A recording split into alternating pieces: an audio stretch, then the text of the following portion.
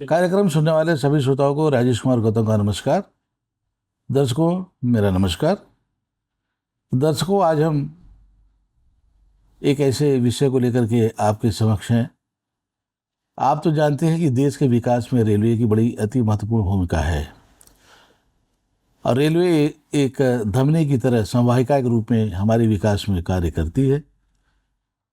और जब विकास के लिए ट्रेन की ज़रूरत पड़ती है तो उसमें इंजन का रोल बहुत महत्वपूर्ण हो जाता है।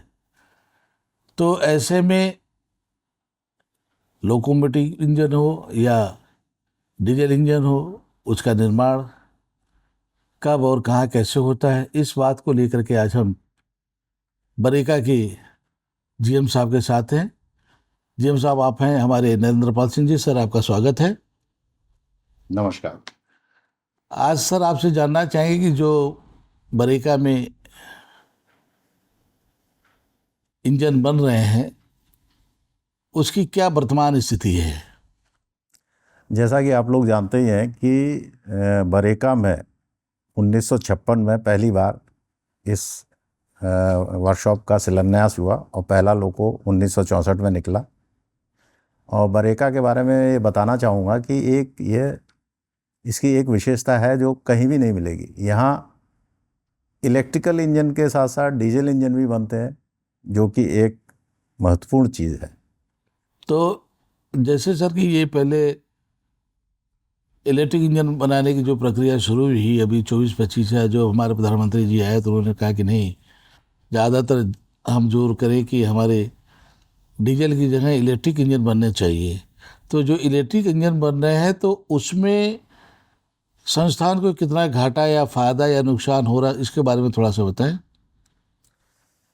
डीजल, जैसा कि आप लोग जानते ही हैं कि डीजल हम लोगों को इंपोर्ट करना पड़ता है, जिसमें हमारा फॉरेन एक्सचेंज जाता है।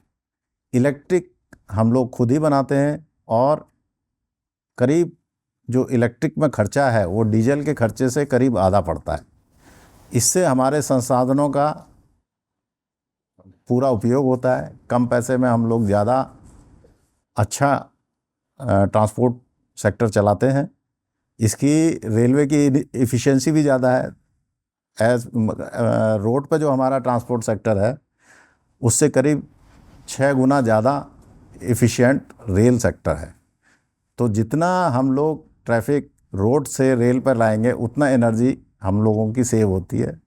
डीजल सेव होता है तो फॉरेन एक्सचेंज भी सेव होती है, और इलेक्ट्रिकल से वातावरण भी साफ़ सुथरा रहता है, एनवायरमेंटल फ्रेंडली भी है।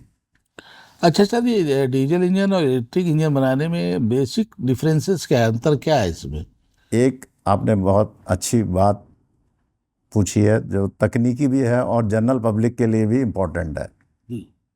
आपने देखा होगा कि जहाँ इलेक्ट्रिक लोको चलता है ऊपर तार रहता है और डीजल के ऊपर कोई तार वगैरह चीज़ नहीं रहती है। डीजल खुद ही अपनी एनर्जी खुद ही बनाता है और फिर वो ट्रैक्शन मोटर में जाते हैं और फिर वो गाड़ी को संचालित करते हैं। इलेक्ट्रिक इंजन आपने जिसको देखा होगा, ओवरहेड वायर से इलेक्ट्रिक लेती है और उसके बाद इंजन चलता है और वो गाड़ी को खींचता है। एक बात बड़ी अहम है सर कि जो यहाँ दक्ष स्टाफ था, दो दक्ष कर्मचारी थे, वो लोकोमोटिव के थे या डीजल के थे। तो अब इलेक्ट्रिक में कन्वर्ट करने में कुछ दिक्कतें आती होंगी या कोई टैलेंट या कोई नए स्टाफ की ज़रूरत पड़ती होगी या कोई मैन पावर, कैसे क्या आप लोग करते हैं, इस बारे में थोड़ा सा प्रकाश डालें। ये आपने जो पूछा है ये हमारे स्टाफ की दक्षता को दिखाता है, क्योंकि इलेक्ट्रिक और डीजल बिल्कुल अलग तकनीकी हैं। डीजल में दक्ष आदमी से इलेक्ट्रिक का कार्य कराना एक बहुत ही कुशलता वाला काम है, क्योंकि पहले पूरा हमारा सिस्टम डीजल के प्रोडक्शन के लिए था। उसके बाद हम लोगों ने पूरी असेंबली लाइन चेंज की, उसको इलेक्ट्रिक के अनुरूप बनाया। सबसे बड़ी बात है यहाँ का स्टाफ, जो 2017 में 2 लोको बना के और अभी हम लोग 2025 में 472 लोको बनाए। ये स्टाफ ने पूरा इनिशिएटिव लेके पूरी लर्निंग की। हमने यहाँ पे उनकी ट्रेनिंग कराई, बाहर जाके सीख के आए। 1 साल में ही डीजल से इलेक्ट्रिक में कन्वर्ट होना ये एक बहुत बड़ी बात है। इसका पूरा श्रेय यहाँ के स्टाफ को जाता है और यहाँ के कुशल नेतृत्व को जाता है।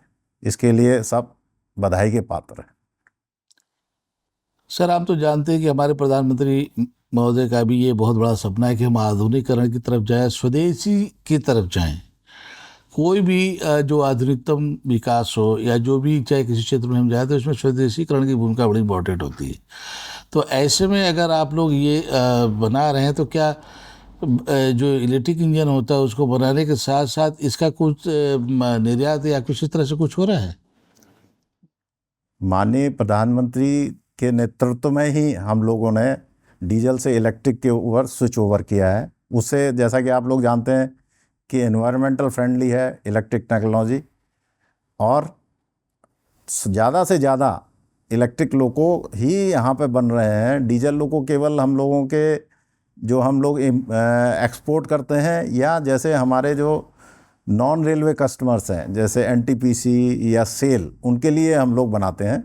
मैक्सिमम हम लोग इलेक्ट्रिक लोको ही बना रहे हैं, प्लस उसमें पूरी तकनीकी स्वदेशी है, मेड इन इंडिया और मेड फॉर द वर्ल्ड, जो माननीय प्रधानमंत्री का मोटो है, हम लोग उसको ही फॉलो कर रहे हैं। लगभग 100% हम लोग स्वदेशी तकनीकी का ही इस्तेमाल कर रहे हैं। अच्छा, इसमें लक्ष्य भी निर्धारित होता होगा कि एक साल में कितने हमको इंजन बना लेने हैं या कितने हमको मार्केटिंग के लिए देने हैं, तो उसका निर्धारण कैसे होता है? किस तरह से आप लोग टारगेट अचीव कर पाते हैं अब तक? इसके लिए पूरा हमारा ट्रैफिक एनालिसिस होता है रेलवे बोर्ड के लेवल पर। उसके बाद डिसाइड होता है कि कितने वैगन बनेंगे, कितने इंजन बनेंगे, कितना हमारा गुड्स का ट्रैफिक है। उसके बाद हम लोगों की 3 प्रोडक्शन यूनिट्स हैं जो लोको बनाती हैं। एक है CLW जो कि चितरंजन में है, PLW जो पटियाला में है, और एक BLW। तो BLW को जो हमको टारगेट मिला था लास्ट साल समय 472 का मिला था, और हमने 477 लोकोज बनाए। टोटल अभी हम लोग नंबर 2 पर हैं, और इस बार हम लोगों को 555 लोगों को टारगेट मिला है, और नेक्स्ट ईयर हम लोग उसको भी पास कर देंगे, और शायद हम लोगों का टारगेट नेक्स्ट ईयर CLW से भी ज़्यादा रहेगा। अच्छा सर, एक मन में मेरे सवाल ये भी आ रहा है कि आप लोग इलेक्ट्रिक इंजन बनाते हैं, तो मैं कभी बाहर से या सड़क पे आते जाते देखता हूँ ट्रैक पे बड़े पुराने इंजन खड़े होते हैं, तो उसमें से कितना मटेरियल आप लोगों को मिल जाता है, कितना आप लोग एडिशनल उसमें जोड़ घटाना करते हैं? थोड़ा सा बताएं ना जनता के लिए। नहीं, वो जो आपने ट्रैक के पास पुराने लोको देखे, वो हमारे मैन्युफैक्चरिंग लोको नहीं है। बेसिकली वो शंटिंग लोको है। हम लोगों को जो लोको एक लाइन से दूसरी लाइन पर प्लेस करना होता है उसके लिए यूज़ होते हैं। हमारा जो लोको है वो नया निकलता है, और अभी हम इलेक्ट्रिकल लोको ही बना रहे हैं केवल एक्सपोर्ट के लिए। जैसे अभी मोजाम्बिक के लिए हमको 10 लोगों का ऑर्डर मिला है, वो हम लोग डीजल लोको बना रहे हैं, बाकी सारे इलेक्ट्रिक लोको। ऐसा नहीं है कि जो पुराने इंजन है उसको ही हम लोग कन्वर्ट कर रहे हैं इस तरह से? नहीं नहीं, ऐसा कोई अभी वो विचार नहीं है। एक बात और सर, पर्यावरण के दृष्टिकोण से इलेक्ट्रिक इंजन कितना उपयोगी है? जैसा कि आप जानते हैं, डीजल जलने के बाद जो कार्बन डाइऑक्साइड और तरह तरह की जो प्रदूषित गैसें निकलती हैं, वो हम लोगों के स्वास्थ्य के लिए ठीक नहीं रहती हैं। तो ये तो जग जाहिर है कि इलेक्ट्रिक लोको जिसमें कोई प्रदूषित गैस नहीं निकलती, वो एनवायरनमेंट के हिसाब से सबसे अच्छा है। और ये पर्यावरण के क्षेत्र में आप लोग क्या कुछ कर रहे हैं कि आसपास का परिवेश भी साफ सुथरा रहे, और लोग जो हमारे कर्मचारी हैं या जो स्टाफ है, जो बनारस की जनता है, उन पर क्या दायित्व है? उनके लिए आप लोग क्या कुछ करते हैं? अभी हम लोग जो है पर्यावरण में एक तो डीजल से इलेक्ट्रिक हम कर ही रहे हैं, उसके अलावा भी हमारे जो पूरा कॉलोनी और वर्कशॉप है उसमें हम लोग जीरो डिस्चार्ज, हम कोई एफ्लुएंट जो है बाहर डिस्चार्ज करते नहीं हैं, जीरो डिस्चार्ज है, जो कि एक बहुत बड़ी बात है। इसके अलावा हम लोग सोक पिट बना रहे हैं, पूरा वाटर रिचार्ज फैसिलिटी है, जो बारिश का पानी है ज़मीन में जाता है, हम लोग बाहर से कोई पानी नहीं लेते हैं। उसके बाद एफ्लुएंट ट्रीटमेंट, और जो भी कचरा है उसको ट्रीट करते हैं।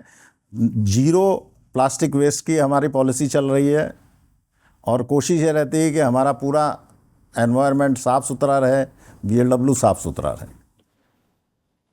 BMW जो है एक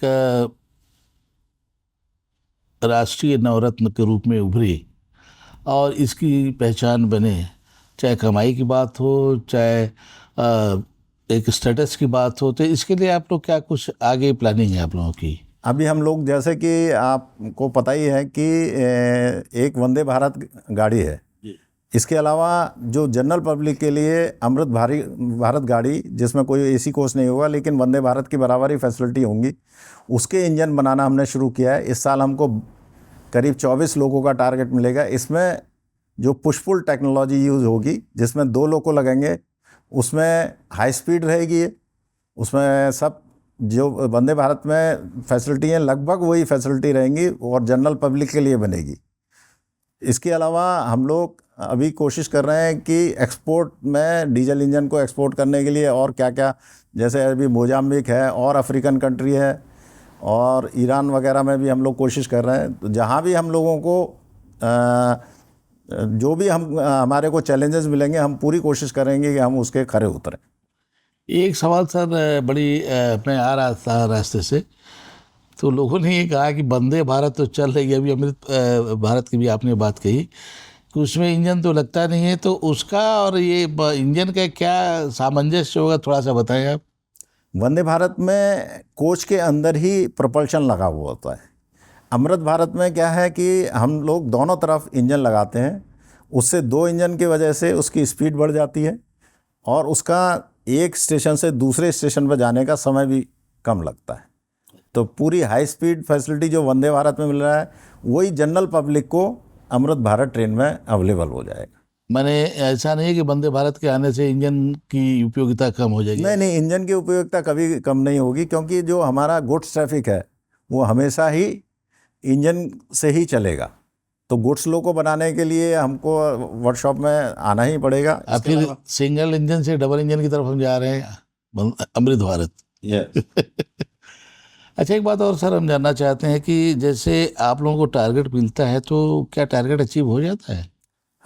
ये हमारी कार्यकुशलता है कि हमारे जो स्टाफ है, अब ये देखिए कि हम लोग पहले करीब 300 इंजन बनाते थे, अभी 500 इंजन के आसपास पहुंच गए। ये हमारे जो स्टाफ है यहाँ और जो भी नेतृत्व है, उसकी कुशलता है कि वो केवल उसी स्ट्रेंथ में पूरे संसाधनों का उपयोग करके पूरी हम लोगों ने प्रोडक्शन डबल कर दी है, जो कि एक बहुत बड़ी बात है। और सर स्टाफ की भी कमी हो गई है, पहले तो इतना स्टाफ था, अभी तो स्टाफ कम हो गया है। बिल्कुल, ये मैं जैसे कि पहले ही बता चुका हूँ कि हमारे जो वर्कर्स हैं उनकी कुशलता है कि कम स्टाफ होते हुए भी वो ज़्यादा प्रोडक्शन दे रहे हैं।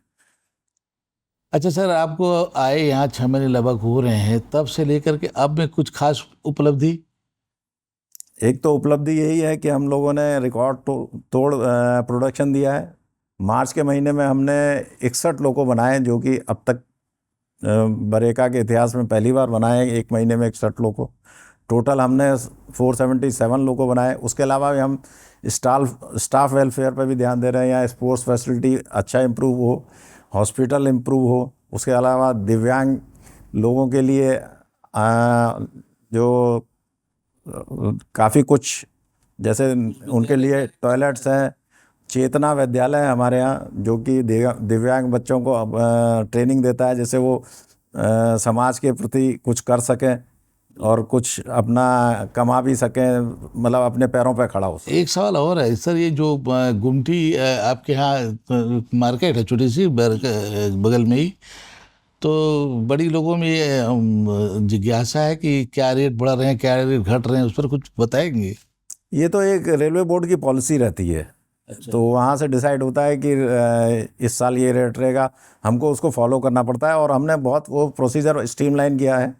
पहले यहाँ बड़ी परेशानी थी, मतलब प्रशासन और गुमटी मार्केट के बीच में अविश्वास की भावना थी, जो कि आपने देखा होगा कि अब ख़त्म हो चुकी है। तो हमने उनको कॉन्फिडेंस में लेके सब कुछ स्ट्रीमलाइन किया है, अब वहाँ पर कोई परेशानी नहीं।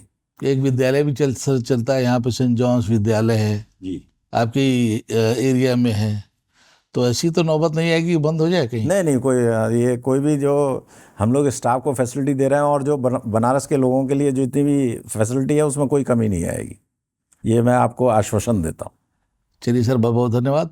और हम ये जानना चाह रहे थे कि जैसे कुछ सोशल वेलफेयर में कुछ खास काम हो रहा हो। सोशल वेलफेयर में जैसा कि मैंने बताया कि यहाँ के स्टाफ के लिए हम और अच्छी मेडिकल सुविधाएं, प्लस यहाँ जो हमारा महिला सशक्तिकरण का कार्यक्रम भी चल रहा है, हमने उनके लिए अलग रेस्ट रूम, क्रेस्ट फैसिलिटी ये सब प्रोवाइड किया है। अभी हम लोग एक नया काम करना चाह रहे हैं, जैसे कि आप जानते हैं हमारे माननीय प्रधानमंत्री जी का महिला सशक्तिकरण पर ज़्यादा जोर है, तो हम लोग एक पूरा सेक्शन महिलाओं द्वारा ही चलाया जाएगा। उसमें पूरे करीब 70-80 महिलाएं होंगी, जो कि हमारा केवल हार्नेस सेक्शन है, जहाँ पे पुरुष रहते थे। हम पूरी महिलाओं को ट्रेन करके उस सेक्शन को बनाने वाले हैं, जो कि 2-3 महीने में एक्टिवेट हो जाएगा। इसके अलावा उनको जो भी परेशानी है, सैटरडे के दिन में सबको एक घंटे का टाइम दिया हुआ है, जो आके डायरेक्ट मेरे से कभी भी बात कर सकते हैं। एक सर, चूँकि हमारे प्रधानमंत्री महोदय का एक संसदीय क्षेत्र है, और ऐसे में कोई लेथार्जीनेस या कोई आज या कल कर देंगे, परसों कर देंगे, ये सर बात नहीं रह जाती। दिन एंड देयर डिस्पोजल की बात आती है। तो ऐसे में आपका रोल तो बहुत चौकन्ना रोल होगा कि भाई जिसका काम आया तुरंत डिस्पोजल होना चाहिए। बिल्कुल। ऐसे में क्या आप कुछ कहना चाहेंगे? नहीं, वो तो हम पूरी कोशिश, क्योंकि हम सभी लोगों का दायित्व होता है कि जो भी आदेश या निर्देश जो भी मिल रहे हैं उसको किया जाए। तो ऐसे में आराम से सब ठीक चल रहा है कि नहीं? बिल्कुल, हम तो माननीय प्रधानमंत्री के नेतृत्व में हम लोग जो भी हमको कार्य करने को मिलता है, हम लोग बिल्कुल उसके लिए तैयार रहते हैं। यहाँ के ऑफिसर ही नहीं बल्कि कर्मचारी भी आगे बढ़ के हिस्सा लेते हैं उसमें। अब थोड़ी सी निजी बात कर लें सर, ये तो व्यावसायिक बातें हम लोगों ने कर लिया। सर, आपको कितने साल नौकरी के हो गए हैं? मेरे करीब 35 साल हो गए हैं नौकरी के। 35 साल हो गए। तो कहाँ सर रहे आप? मैं ज़्यादातर मध्य रेलवे में रहा हूँ, और मध्य रेलवे में जो कि अभी एनसीआर रेलवे का पार्ट है, मेरे जो कार्य था वो झांसी से शुरू हुआ था। झांसी में करीब 2 साल था। उसके बाद बॉम्बे, भुसावल, पुणे इत्यादि जगह पे कार्य करते हुए, और अब मैं बनारस क्षेत्र में आ गया हूँ। तो और जगह से और बरेका से में क्या अंतर महसूस करते हैं आप? और जगह बहुत मैकेनाइज लाइफ रहती थी, बिल्कुल। मतलब जैसे बॉम्बे में तो ऐसा है कि मतलब जो वर्क लाइफ बैलेंस थोड़ा गड़बड़ाया रहता था।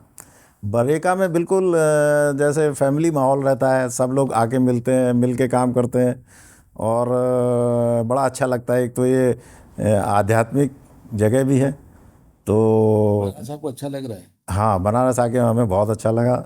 वैसे मैं बेसिकली यूपी से ही हूँ, अलीगढ़ के रहने वाले हैं हम लोग, लेकिन कभी झांसी के अलावा उत्तर प्रदेश में काम करने का मौका नहीं मिला। अच्छा। तो ये पहली बार है जो मैं इधर आया हूँ, और मुझे बड़ी खुशी हुई।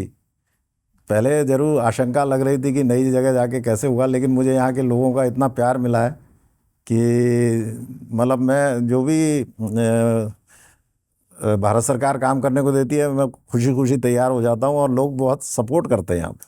चलते चलते सर, युवाओं के लिए क्या संदेश देना चाहिए? क्योंकि आजकल पेरेंट्स की बड़ी प्रॉब्लम तो नहीं कहेंगे, हर पेरेंट्स की अभिलाषा होती है कि बच्चा हमारा ये करे, बच्चा हमारा वो करे, इंजीनियर बने, डॉक्टर बने, क्या क्या बने। तो उस बारे में जो बच्चों पे स्ट्रेस एक साइकोलॉजिकली हो जाता है कि 90%, 80%, फलाना %। तो इस बारे में आप क्या कहना चाहेंगे? हमारे यूथ को क्या बताना चाहेंगे कि किस तरह से आप करते रहे और क्या कुछ करना चाहिए? मैं यूथ से ज़्यादा उनके माता पिताओं को बोलना चाहूँगा कि आप जो है उनको कार्य करने की फ्रीडम दें। हमारा जो आज का यूथ है बहुत समझदार है, वो अपना रास्ता खुद ही देख लेते हैं, खुद ही अपना रास्ता बना लेते हैं। उनके बारे में चिंता मत कीजिए, और उनको जो अच्छा लगे उसी जगह काम करने के लिए उनको उत्साहित कीजिए, उनको सपोर्ट कीजिए। और बच्चे घबराए नहीं? बिल्कुल, बच्चे घबराए नहीं, वो हमसे, जो हमारी पीढ़ी है उससे ज़्यादा कॉन्फिडेंट है। सर, आपने हमारे लिए इतना समय निकाला, हमको इतना समय दिया, आपको बहुत बहुत धन्यवाद सर। धन्यवाद। नमस्कार। नमस्कार।